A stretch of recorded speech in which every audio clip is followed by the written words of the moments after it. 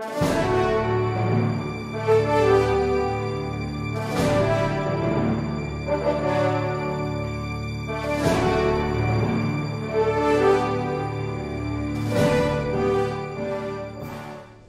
resume. Is the witness here? Yes, please swear in the witness, Madam Chair. Madam Witness, please raise your right hand. Do you swear to tell the truth, the whole truth, and nothing but the truth in this impeachment proceeding? So help you God. Counsel for the prosecution, proceed. Thank you, Your Honor. Can you please take your seat? You may please take your seat, Madam Witness. Thank you, sir. Magandang hapon po, Dr. Cervantes. Magandang hapon rin ho, Attorney Lim, and magandang hapon ho sa inyong lahat. Kindly state, ma'am, your full name, your address, and your occupation. Ako po si Dr. Juliet Gopez Cervantes. Ako po ay nakatira sa 9th Street, Rolling Hills, New Manila, Quezon City. At ako po ay isang manggagamot. Your Honor, please, we are presenting the witness, Dr. Juliet Gopez Cervantes, as our own witness, but only as an ordinary witness. We are respectfully offering her testimony for the purpose of proving that she issued a medical certificate dated October 1, 2011 relative to the health condition of former President Gloria Macapagal Arroyo. What date is that? October 1, 2011, Your Honor. Okay. Your Honor, as records show, we would like to manifest that this medical certificate was submitted to the Supreme Court as Annex I to the petition for TRO in GR number 199034 filed by the former President. May I proceed, Your Honor? Proceed. Dr. Cervantes, did you receive a subpoena in relation to this hearing? Yes, sir. And is that the reason why you are here? Opo.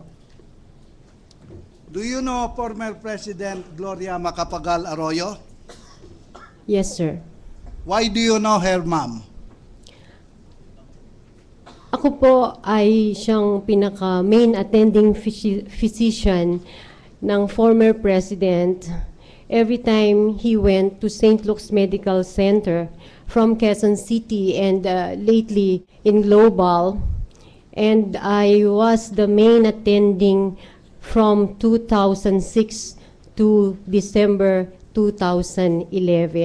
So for 5 years, I've been the main attending physician of the former president.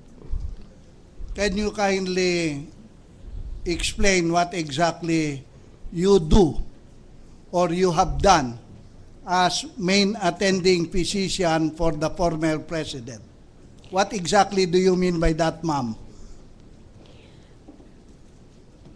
Sir, I am a gastroenterologist and a hepatologist, meaning I specialize in the gastrointestinal tract and most especially in the liver. In 2006, the former president developed diarrhea, and the family decided that she be brought to St. Luke's Medical Center in Quezon City. So being the main attending of the former gentleman, Mike Arroyo, and her problem was in gastroenterology, she was referred to me to attend to her diarrhea. And from then on, even there were occasions that the problem was no longer in gastroenterology, neither in the liver, because I started as her main physician, whether it is in gastroenterology or other problems. It was decided that I will be the main attending doctor, that if there are occasions or there were occasions that the problem is no longer in my field of specialty, then I refer to the different subspecialties depending on what the problem was. So as the main attending, I chose, I evaluate the case, I evaluate the problem, and if I saw the need that it is beyond my specialty as gastroenterologist or a hepatologist, I refer the problem to the different subspecialties and then decide as whom to refer the problem and ultimately summarize everything and then come up with a decision, whatever it is, whether in the diagnosis or in the management. Madam Witness, do you recall having attended to the former President, Honorable Gloria Macapagal Arroyo, in the month of July 2009, August 2009, and also in September 2009? I'm sorry, 2011, July of 2011, August of 2011, and September of 2011. My apologies, Doctora. I was, yes, sir. For what ailments? Okay. Mainly for the problem in the neck. Yes, ma'am. She was admitted because of the severe neck pains. Can you please state for the record the dates of confinement of the former President? If Your Honor, please, at this juncture, may we place this observation on record, Your Honor. There is a categorical statement on the part of the prosecutor that the Madam Witness, Your Honor, is being presented as an ordinary witness.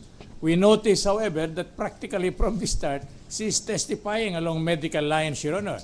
We would like to know how... She's being presented as a doctor and as an ordinary witness testifying on general medical matters. So let her answer.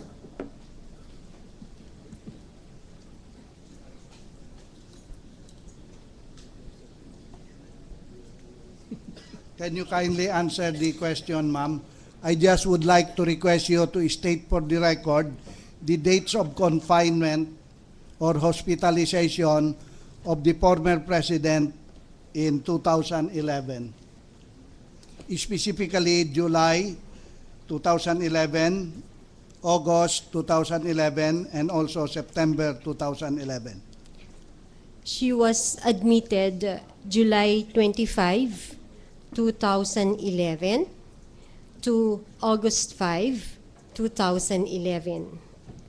And then she was readmitted on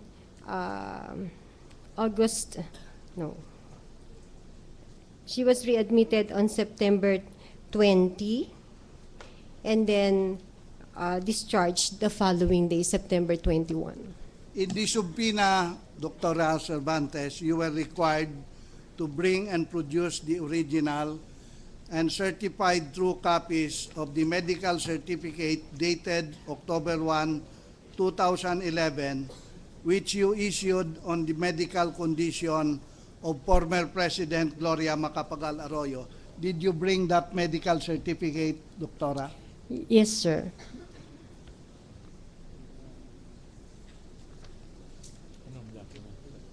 Witness, Your Honor, Witness, Your Honor, please, handing to counsel a one-page document captioned medical certificate with the handwritten notation at the bottom left-hand portion printed from the computer file on February 17, 2011, Friday, followed by a signature which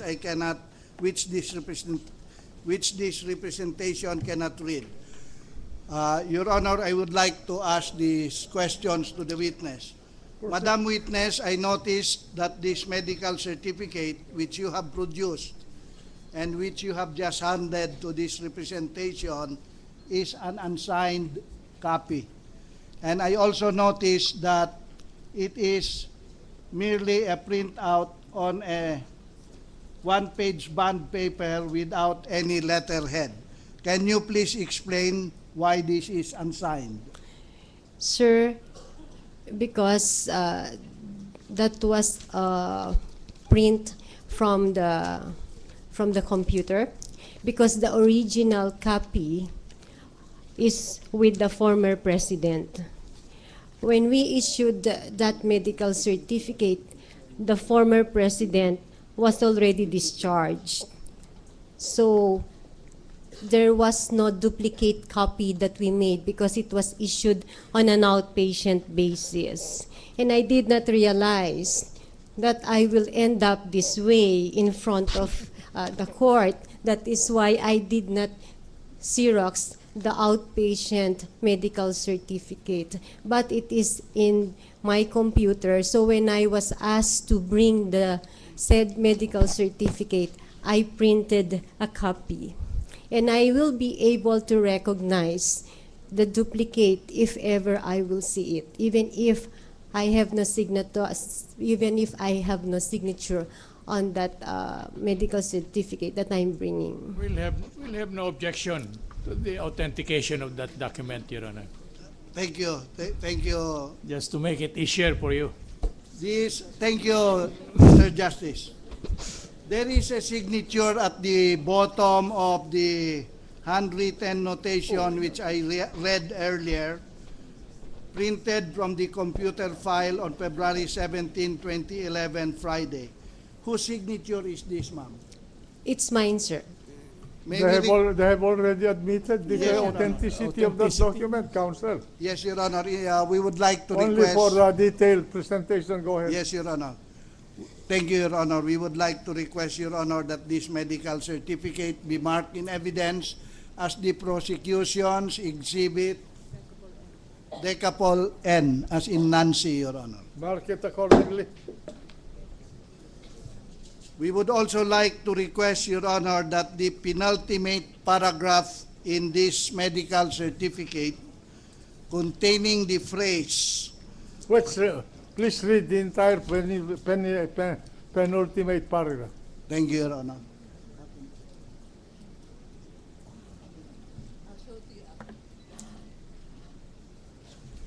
The penultimate paragraph, Your Honor, reads as follows, quote, Ms.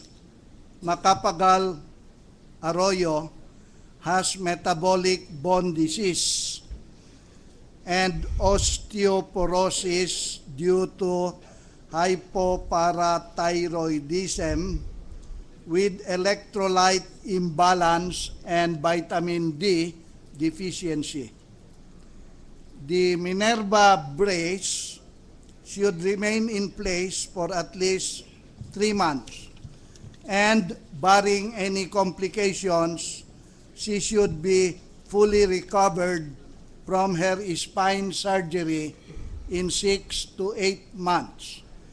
Her metabolic bone disease needs lifetime maintenance treatment. The last paragraph reads, issued and signed on October 1, 2011 at Taguig City, Philippines, Juliet Gopez Cervantes, MD, gastroenterologist, hepatologist, main attending physician.